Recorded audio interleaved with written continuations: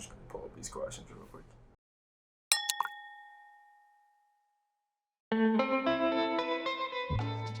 Why is La Luna an artisanal mezcal?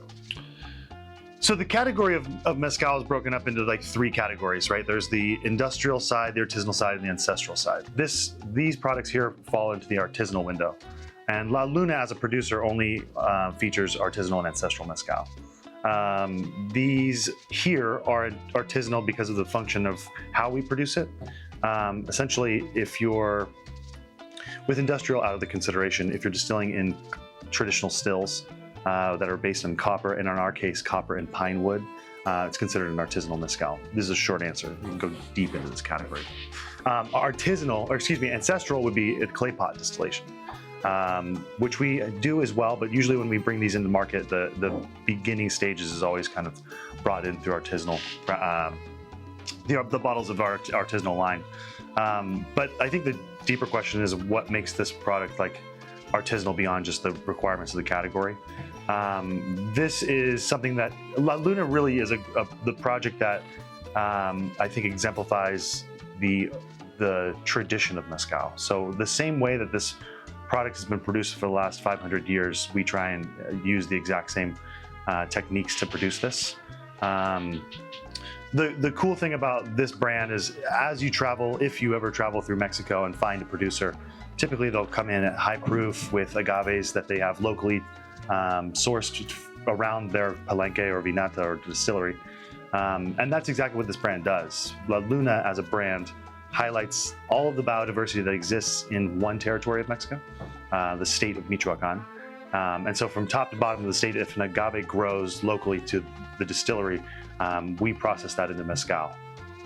We're never adding water and bringing these things down to what's considered proof. It's always brought in at traditional ABVs. So people can really look into the category and see what we think mezcal still should be. So what are the origins of all? So the founder's name is Salvador Chavez. He's a first-generation Mexican-American, but his family's from Michoacan. So this was kind of like a going-home project for him originally. And the dirty secret of mezcal is most of the stuff in the market, in the American market, is like a buyer-seller relationship. Someone goes down into Mexico, finds a producer, buys their juice, and slaps a label on it. And that's still a common practice today, and that's not me disparaging that process. It's just the reality of what most first-to-market brands are, the Del Maguey's and the Ilegals of the world. But through the process, we have become the actual producers of this. And La Luna is actually the largest producer in the state of Michoacan. And so this was like a going-home project we call it the American Dream 2.0, right? America's ethos is we'll take you tired, sick, and hungry. But the next stage of that is really taking that opportunity back to where Sal's family came from. And so La Luna proudly employs a really large group of people. There's always about 50 to 60 people full-time, year-round with long-term employment. And for a mezcal company, that's kind of unheard of. Typically, it's one family making the juice, so 4 or 5 people employed. But this is has become a really large project, mainly because of this bottle here. We make a really large effort on the American side to have a really amazing lineup of all of the expressions of agave that grow within Michoacan. But there's also one product in our line that we make in a little bit larger capacity. And we try and enter into like cocktail programs in bars, restaurants, hotels. And so, yeah, the origins are really like that Sal going back home and creating this distillery. And yeah, like I said, we're one of the bigger brands in the state now. Yeah. So what else besides being bigger, employing so many other people, do you think separates La Luna from other mezcal brands? Regionality is kind of the first and foremost. Most mezcal that comes up into the United States is from Oaxaca, for good reason, right? They have a huge range of biodiversity of different agaves to work with, and a really developed mezcal culture. It's where most brands bring product back from. But mezcal is much bigger than one state or one agave. It's really the whole story of Mexico. And so La Luna, first and foremost, is differentiated by the fact that it's from Michoacan, and works with different agaves, and has different production practices. Those jump out most immediately. The ethos behind the brand is, I think, the second layer of that. It's all about quality, not squeezing every dollar and cent out of the product, but creating something that speaks to the history, the quality of represents a standard of quality that I think, if your goal would be to make the most money, would be bypassed. What's the history of Michoacan as like a mezcal production state? So it's funny that the DO of mezcal only has 9 states, because if you travel around, agaves grow everywhere in Mexico, and there's, for the most part, agave distillers everywhere.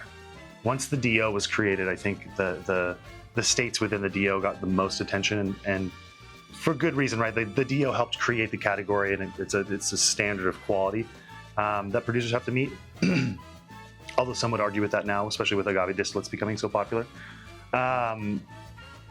But Michoacan is just a really important state. For a long time, it had a bad reputation.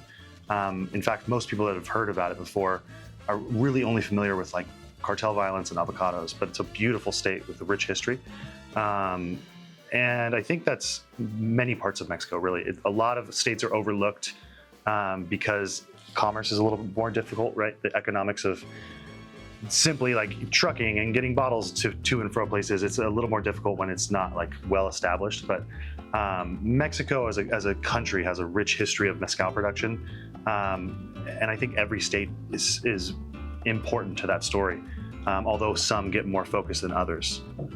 So I would love to say that, and Michoacan is an incredibly important state for mezcal, but I think the thing that we're doing with La Luna, or the byproduct that's going to come from this brand growing, is the fact that like I think more states in the future will have the opportunity to kind of highlight their regionality and side of their story. So I feel like La Luna is kind of paving the way for other brands to come in and say, all right, this is what the state offers in its totality, because that's what we try and do really well.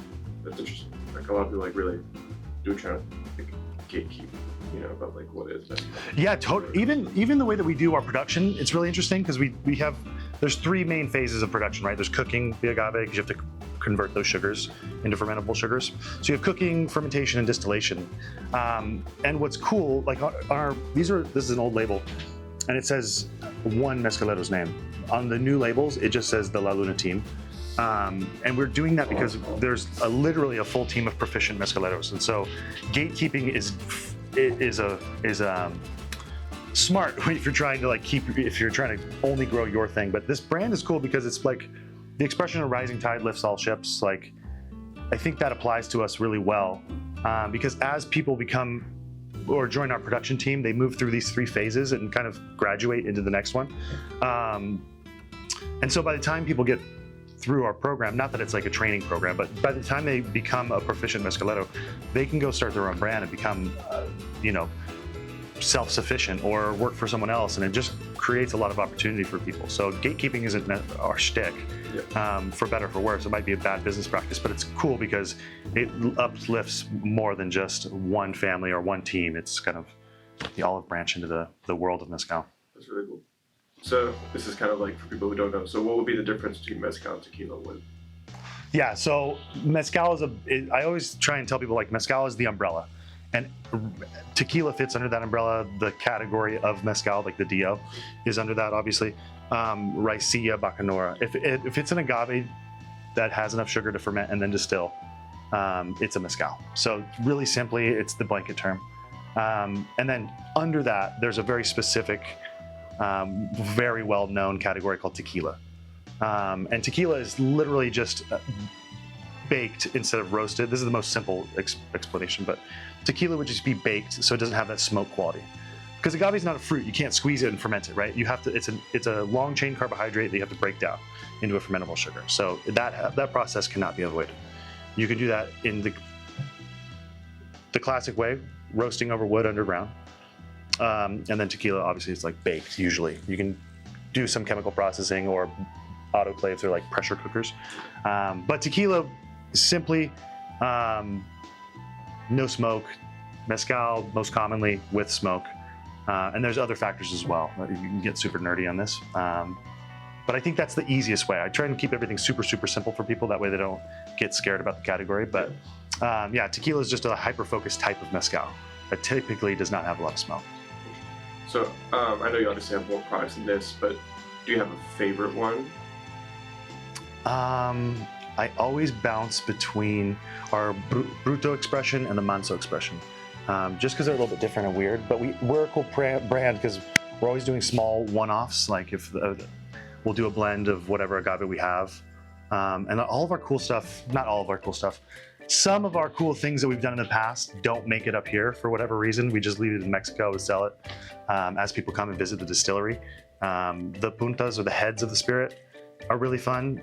This is a unique category because the raw material doesn't have a lot of methanol.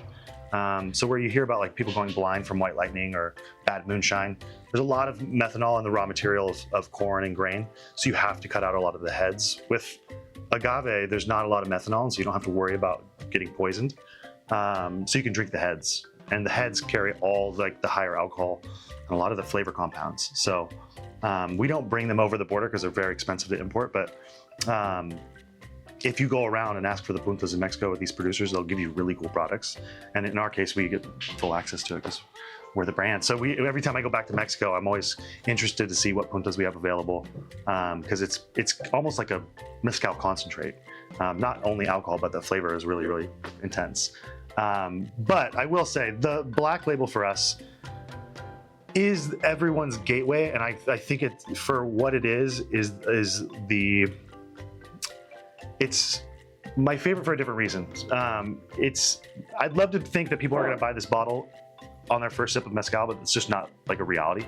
People always come into the category through cocktails.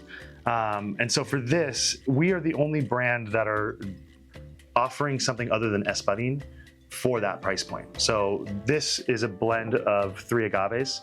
It's Cupreata, Tequilana, and then that third product, Manso Sahuayo. So a blend of 3 agaves and the most abundant agaves in the state. But literally every other brand is offering an Espadín from Oaxaca as that cocktail, that gateway into the category.